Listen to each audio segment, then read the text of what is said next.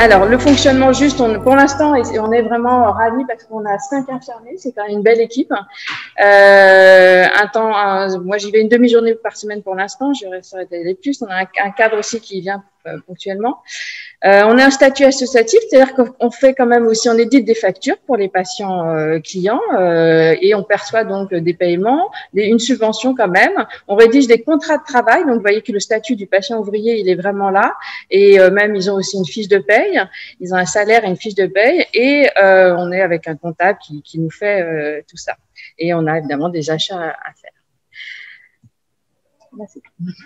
Alors, au niveau des logements, on se retrouve bien sûr avec des logements qui sont complètement abîmés. C'est une conséquence de la souffrance psychiatrique pour le patient. Les difficultés d'autonomie sont souvent l'origine d'un mauvais entretien du logement, mais il y a aussi les syndromes de Diogène, il y a le refus d'intervention de certaines entreprises, entre autres par la plomberie ou l'électricité quand ils voient l'état des appartements, mais aussi simplement la dépression, parce que quand le patient il voit l'état de son appartement, il se rend compte qu'il peut pas faire, il sait pas faire.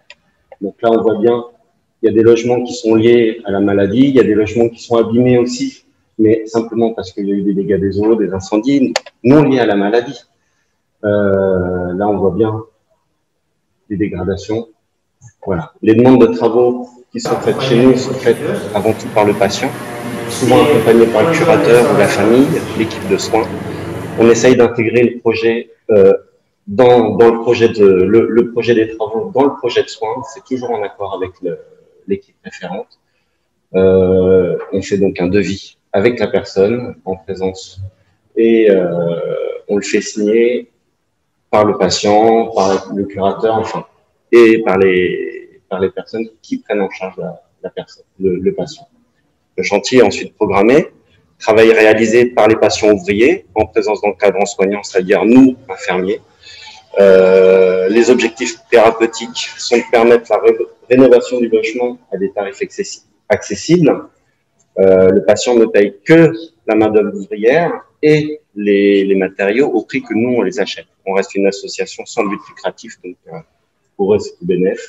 On prévient l'insalubrité du milieu de vie de la personne et on maintient la personne à son domicile.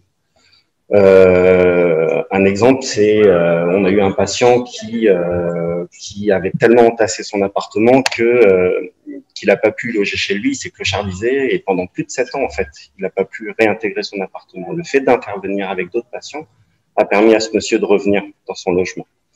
On renforce aussi le lien thérapeutique par la médiation que représente cet habitat. Donc là, on voit avant-après, des petits exemples. Ah, ça arrive. C'est sympa. Voilà. Pendant la réparation, donc avec les personnes qu'on accompagne, ils font les travaux, on fait les travaux avec eux. Donc, le plus pour le patient client, c'est le maintien de l'habitat grâce au chantier.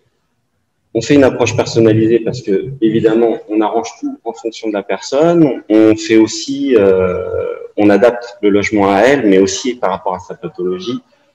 S'il y a besoin de venir qu'une demi-journée par jour, on adapte, on vient moins longtemps, le chantier durera plus longtemps, mais de toute façon, le chantier se fait. Le travail est à moindre coût puisque les patients sont payés aussi au SMIC horaire. Donc, le chantier, il est fait aussi en fonction du nombre d'heures travaillées. L'expulsion de la personne est évitée. Ça, de plus en plus souvent, on est appelé pour ça. L'exclusion est évitée aussi, le retour du voisinage, mais aussi de la famille. Et surtout, la personne arrive à revenir chez soi. Le maintien dans le soin grâce à la médiation par l'habitat, c'est une restauration du soin parce que les équipes reprennent contact avec le patient. Il y a un renforcement du lien parce que l'équipe est plus souvent là pendant la période des travaux. Et parfois, le client, il devient ouvrier. C'est-à-dire que cette idée de voir des gens venir travailler chez lui, tout en sachant que ce sont des personnes qui sont atteintes de pathologies mentales aussi, les booste. Et parfois, c'est le contraire. On a un patient, entre autres, qui a été ouvrier chez nous et qui, une fois qu'il a eu son logement personnel, a demandé à ce qu'on vienne l'aider à s'installer chez lui. Alors là, c'est l'idée. Donc, il y a des patients qui nous disent, et moi, j'aimerais travailler. Voilà. Donc, comment est-ce qu'on va travailler ça avec eux? C'est pas forcément aussi simple. Donc, d'abord, on va vous présenter l'atelier thérapeutique, qui est la première étape du parcours. L'indication, c'est un patient qui a un soin psychiatrique, qui a un projet comme ça d'insertion professionnelle. Et l'objectif, c'est effectivement déjà d'évaluer un peu ses capacités de travail dans le réel, en fait. C'est pas des échelles là, ses difficultés, son potentiel évolutif, parce qu'on prend le temps. Et c'est vrai qu'il y a des personnes au début on mise pas dessus et après elles peuvent montrer vraiment des capacités. C'est aider au rétablissement à travers différentes techniques et même aussi créatives. Vous verrez quelques diapos. Puis c'est aussi l'acquisition de techniques parce que on les entraîne sur des coffrages, des réalisations et même aussi sur enduire un mur, voilà, faire de la peinture. Et donc c'est évidemment bien sûr favoriser l'insertion professionnelle. Donc qu'est-ce qui est fait à l'atelier? C'est de la petite menuiserie, du bricolage, du jardinage aussi, et donc de l'entraînement aux travaux de rénovation d'appartements.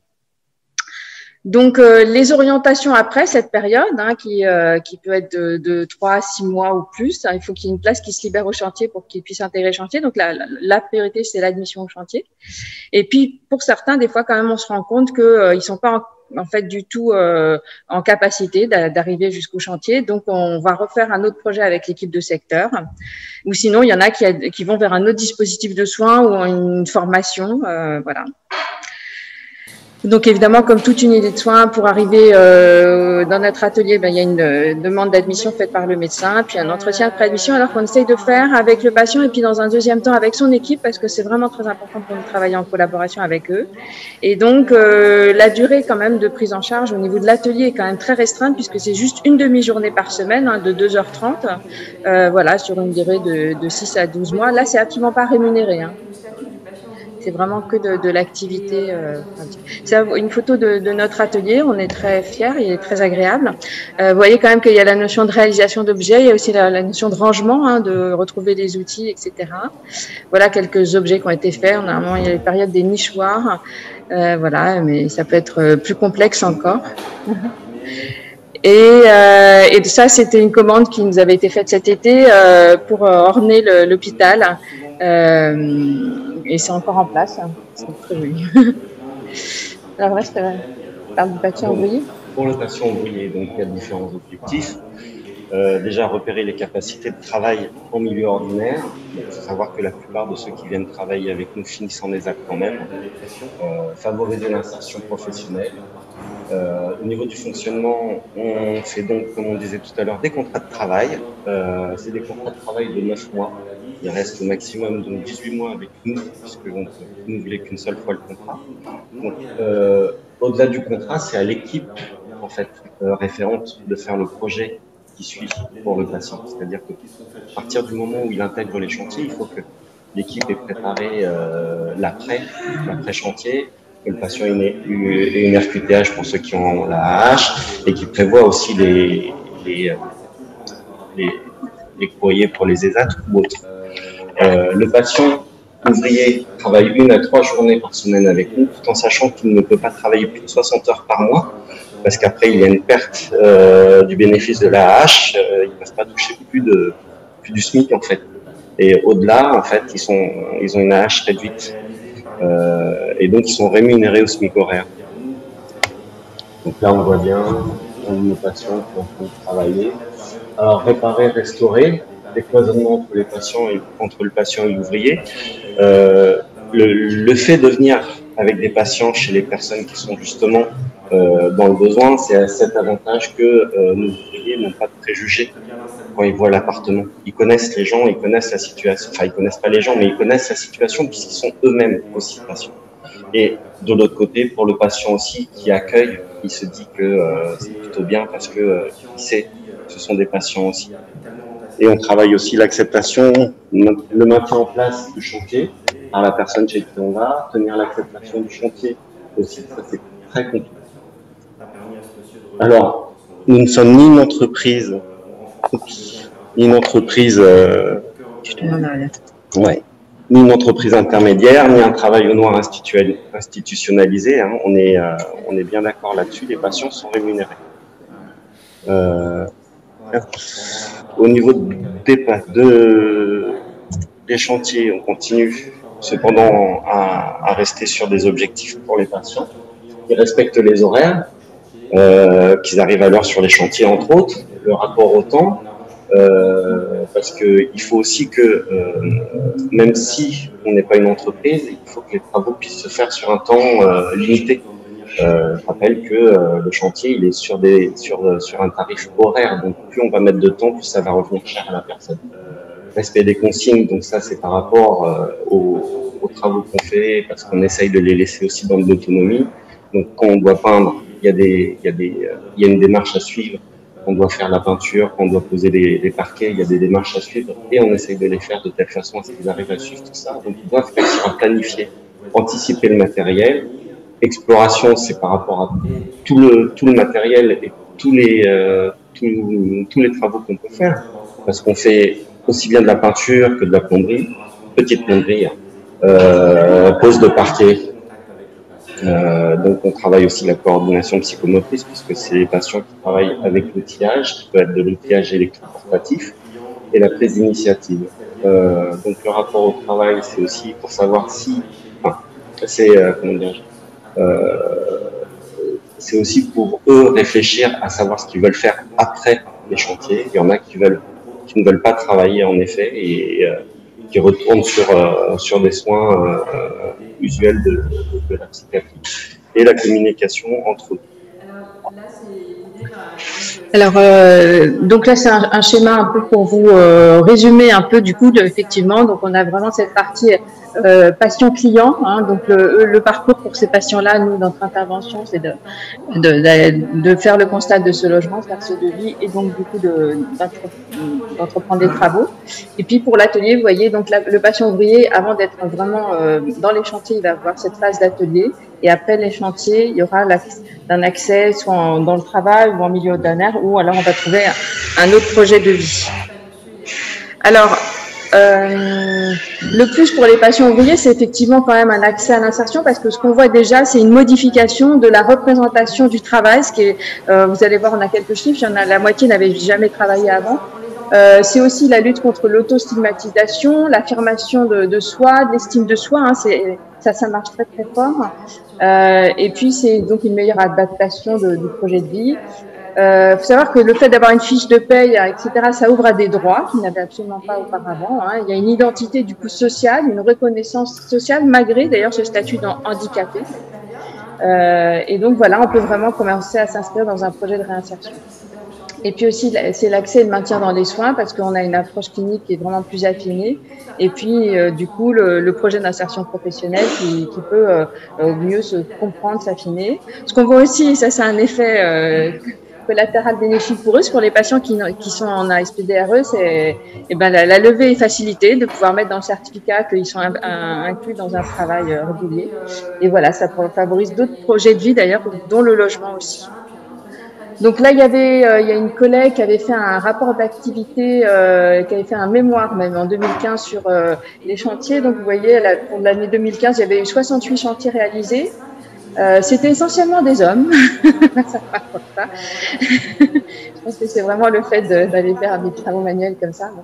Là, j'étais de 36 ans en moyenne. Alors, les diagnostics, vous voyez, 71% de schizophrénie. Hein. Après, venaient des troubles bipolaires à 9%, psychose infantile, syndrome d'alcoolisation fétale, hein, pas mal, hein, et des comorbidités toxicomaniaques à près de 29%. Le temps de prise en charge, à l'atelier, c'était 9 mois et au chantier, 18 mois.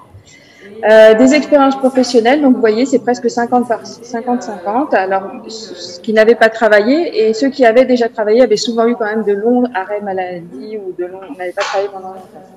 Et à la sortie, donc 38% des personnes ont arrêté pour raison de santé quand même. 14% ont eu ce projet d'insertion professionnelle n'a pas pu aboutir, hein, donc ils ont été vers d'autres dispositifs, mais presque 48% ont eu un projet d'insertion qui a abouti. Et d'ailleurs, 64% c'est chez ceux qui n'avaient jamais travaillé, alors qu'on aurait pu penser que ça allait être l'inverse. Alors, les projets, les perspectives, hein, parce que quand même, voilà, c'est une unité, moi j'estime en pleine réflexion, je suis arrivée depuis pas très longtemps. C'est vrai qu'on a eu une augmentation de l'effectif soignant, parce qu'au départ, je vous ai dit, ils étaient 1, puis 2, puis 3. Voilà, maintenant, il y a 5 infirmiers, quasiment, non pas quasiment temps plein, mais presque. C'est vrai qu'il y a l'évolution de la compréhension des déterministes de l'insertion professionnelle, hein, voilà, tout en bénéficiant de ce bénéfice pour les patients clients, on a vraiment plusieurs pistes à envisager. Donc, peut-être mettre en place une référence soignante, améliorer l'évaluation des patients ouvriers. Peut-être qu'on va aller vers l'évaluation des capacités neurocognitives ou pas. C'est quasiment ma dernière. On pense au programme de remédiation cognitive, peut-être pas à faire par nous, mais avec des partenariats de centres de réhab. Et renforcer peut-être l'accompagnement du projet professionnel et pouvoir développer des partenariats avec des institutions et en particulier justement avec les dispositifs d'IPS, ça serait une super passerelle. Voilà, et on voulait vous parler de Charlie, mais on a le temps ou pas le temps? Tu peux me faire un petit résumé? Un petit résumé. Reste en ta feuille. Ouais. Ça ira. Donc Charlie, c'est un homme de 38 ans, il est d'origine portugaise. Il a été adressé par un des établissements hospitaliers de Paris, hospitalisé en SL pour un infléchissement timide et des pulsions sexuelles envahissantes. Le suivi psychiatrique débute à 24 ans avec un diagnostic de psychose infantile. Il vit avec ses parents et sa mère. Il reste avec ses parents ses parents divorcent en 2005 et il reste avec sa mère jusqu'en 2017. Alors que ses frères ont quitté le domicile. La relation avec la mère est fusionnelle, alors qu'avec le père, c'est plutôt conflictuel. Il lui dit que son père ne reconnaît pas la maladie, lui disant que c'est un incapable et qu'il ne doit pas prendre les médicaments, qu'il doit se bouger. Au niveau scolaire, il a fait des études au collège et il a été bifurqué pour faire un CAP de plomberie qu'il a eu. Et après son diplôme, il a travaillé quelques années avec un plombier artisan qui est en fin de carrière. Quand le monsieur est parti à la retraite, il n'a pas pu retrouver de travail. Il est resté avec sa mère. Sa mère, partant à la retraite, lui a trouvé un emploi de gardien. Les troubles qu'il avait en fait et son autonomie qui était insuffisante n'ont pas pu le faire tenir plus de 2 mois en fait. Et il est alors allé voir les collègues pour se faire soigner. Il avait en 2017, il est suivi au 17. Alors, il se retrouve seul, n'ayant pas une autonomie suffisante, apparaissent des idées suicidaires sur un fond de dépression. Il y a aussi des hallucinations auditives l'encourageant à passer à l'acte sur des femmes. Et il y a des voix l'incitant aussi à se faire soigner, ça c'était les voix féminines. Après 2 mois sur le travail, les hallucinations débordent, les fantasmes sexuels deviennent trop envahissants. Il se sent incapable de continuer et va consulter donc les collègues. Depuis 2017, il est suivi au CMP, fréquente un centre de jour. Cependant, les difficultés d'autonomie et les idées envahissantes le poussent vers une hospitalisation à temps plein et donc l'orientent vers nous. Comment ça s'est passé? Ouais. Donc il a intégré les chantiers, les ateliers en 2008, en 2018. Après quelques mois, ses capacités montrant qu'il pouvait intégrer les chantiers. On l'a intégré en début 2019 sur les chantiers. Pendant le temps où il était sur l'atelier, le temps de l'atelier, il a pu avoir un logement grâce à l'atelier entre autres. Aujourd'hui, il est en maison communautaire. Il a trouvé un travail en ESAC où il est depuis la fin du confinement en fait. Voilà. Donc un exemple réussi de. Alors, oui, merci beaucoup.